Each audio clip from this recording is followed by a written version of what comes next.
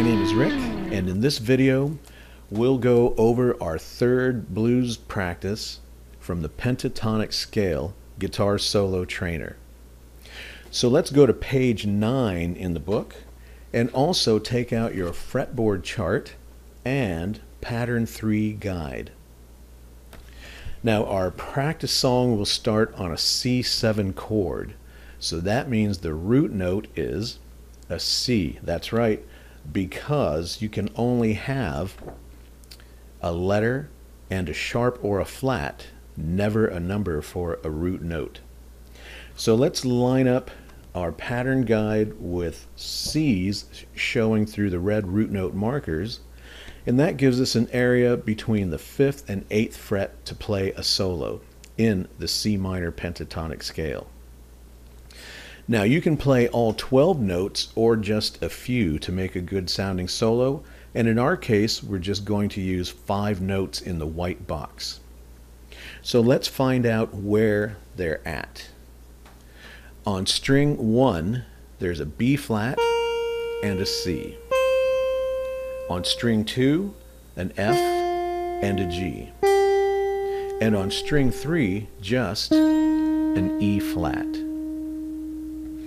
Run through those a few times and then we'll get right into track 11, our third blues solo. Like always, we'll listen for the 4 counts before we start. Ready? Here we go. Track 11.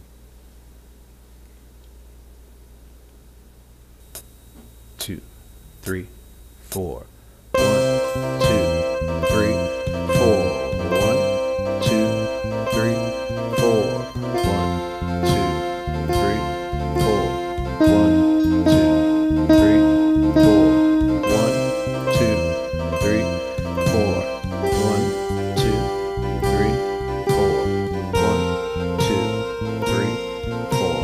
1, 2, 3, 4. All right, very good. How did you do? Let's move on to track 12, which is the same practice, only we go a little faster.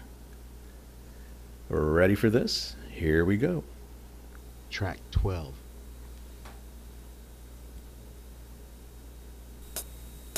3, 4. 1, 2, 3, 4.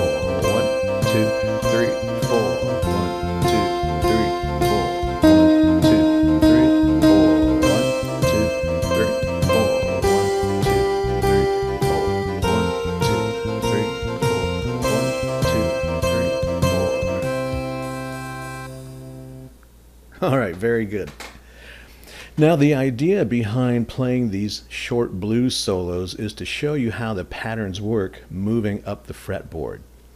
Eventually what you want to do is memorize the entire pattern that these shapes make with 2 notes per string, and try and memorize at least 1 red root note marker on each pattern. That way, just from memory, you can remember where to put these patterns on your fretboard.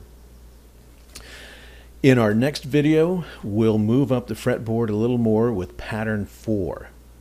Thank you for watching. See you next video. Bye for now.